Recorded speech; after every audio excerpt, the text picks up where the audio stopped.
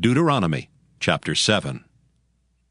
When the Lord thy God shall bring thee into the land whither thou goest to possess it, and hath cast out many nations before thee, the Hittites, and the Girgashites, and the Amorites, and the Canaanites, and the Perizzites, and the Hivites, and the Jebusites, 7 nations greater and mightier than thou, and when the Lord thy God shall deliver them before thee, thou shalt smite them, and utterly destroy them.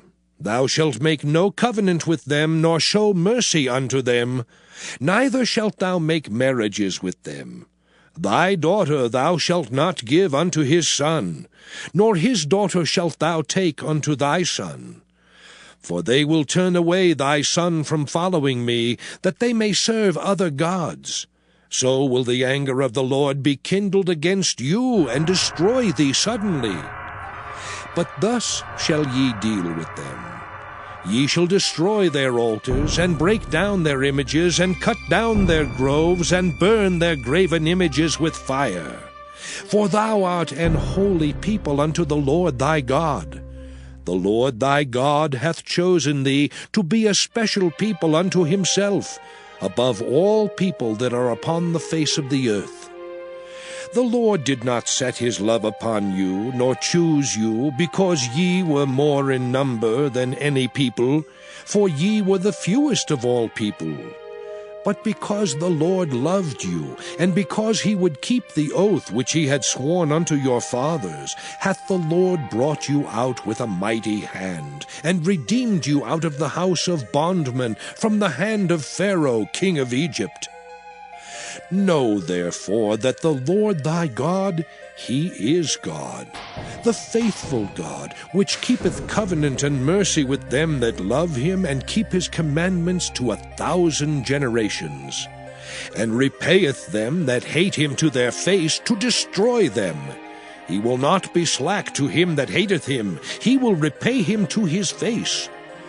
Thou shalt therefore keep the commandments and the statutes and the judgments which I command thee this day to do them. Wherefore it shall come to pass, if ye hearken to these judgments, and keep and do them, that the Lord thy God shall keep unto thee the covenant and the mercy which he sware unto thy fathers. And he will love thee, and bless thee, and multiply thee. He will also bless the fruit of thy womb, and the fruit of thy land, thy corn, and thy wine, and thine oil, the increase of thy kine, and the flocks of thy sheep, in the land which he sware unto thy fathers to give thee. Thou shalt be blessed above all people. There shall not be male or female barren among you, or among your cattle. And the Lord will take away from thee all sickness, and will put none of the evil diseases of Egypt, which thou knowest, upon thee, but will lay them upon all them that hate thee. And thou shalt consume all the people which the Lord thy God shall deliver thee. Thine eye shall have no pity upon them, neither shalt thou serve their gods, for that will be a snare unto thee.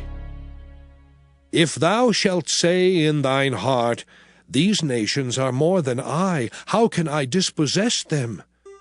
Thou shalt not be afraid of them, but shalt well remember what the Lord thy God did unto Pharaoh and unto all Egypt, the great temptations which thine eyes saw, and the signs and the wonders, and the mighty hand, and the stretched out arm whereby the Lord thy God brought thee out.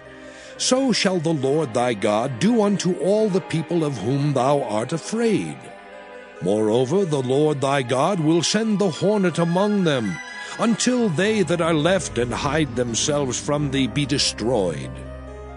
Thou shalt not be affrighted at them, for the Lord thy God is among you, a mighty God and terrible.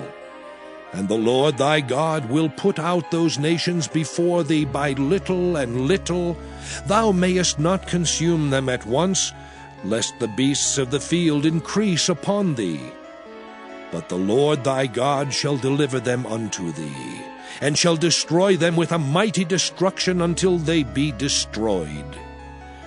And he shall deliver their kings into thine hand, and thou shalt destroy their name from under heaven.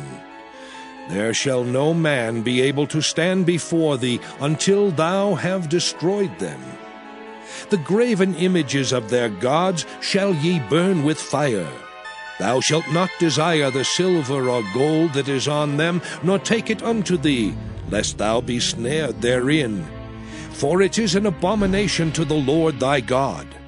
Neither shalt thou bring an abomination into thine house, lest thou be a cursed thing like it. But thou shalt utterly detest it, and thou shalt utterly abhor it, for it is a cursed thing. Now in chapter 7, we have very strong language. Here it says, And when the Lord thy God shall deliver them before thee, thou shalt smite them and utterly destroy them. Thou shalt make no covenant with them, nor show mercy unto them. Now you see, God has said, Thou shalt not kill. That's personal animosity, personal hatred that leads to murder. That's a different word. Here, they're to destroy these people in the land. Now, the enemy says, oh, this is terrible. That is the liberal, and I consider him the enemy of God because he seems to hate the God of the Old Testament. In fact, he says he does. One called him a bully. God says to utterly destroy them, and they don't like it. And also he says, verse 3, Neither shalt thou make marriages with them. Thy daughter thou shalt not give unto his son, his daughter shalt thou not take unto thy son. Remember at the destruction of Jericho, God says, don't you touch a garment, you let them alone. And don't you take even a wedge of gall. They took nothing, they burned the city. And you say that is terrible. Maybe you don't have all the facts. And the interesting thing, the liberal didn't. These people were eaten up with venereal disease. And had they married with them, it would have destroyed the race. Now, Moses didn't know much about disease germs, but God seemed to know a great deal about them. And these people were polluted and corrupt. And God put them out of the land. He told his own people, if you indulge in it, I'll put you out of the land. And God told them to destroy their altars, their false worship. This was the thing that they were to do. But God makes it very clear He's a God of love. Listen to this. Verse 7, The Lord did not set His love upon you or choose you, because ye were more in number than any people, for ye were the fewest of all people.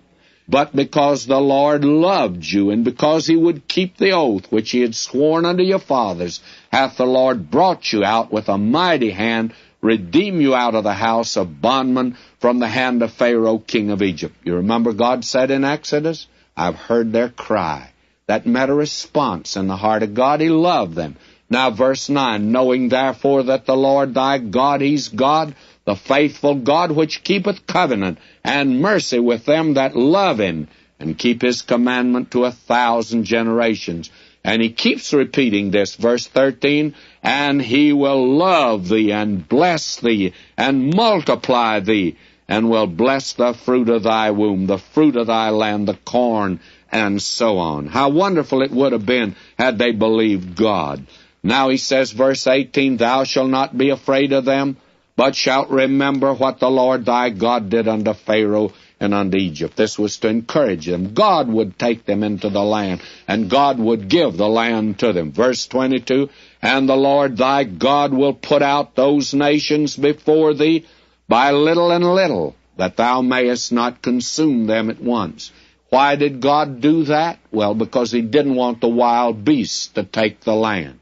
And then in verse 23, But the Lord thy God shall deliver them unto thee, and shall destroy them with a mighty destruction until they be destroyed. Whether you like it or not, they were destroyed. They were put out of that land because of their abominations. And don't say God was not patient. Way back yonder, God told Abraham, I'm going to put your children down in the land of Egypt, and they'll not come out for 430 years. Why? The iniquity of the Amorites is not yet full. God says, I'm going to give the Amorites 430 years to see whether they'll turn to me, whether they'll turn from their sin. And friends, How much longer do you want God to give them? Why, may I say that a landlord wouldn't give any tenant that long to pay his rent. God was giving them 430 years. I don't think the liberal would ask for any more time than that. God is a God of mercy and love in the Old Testament as well as He is in the New Testament.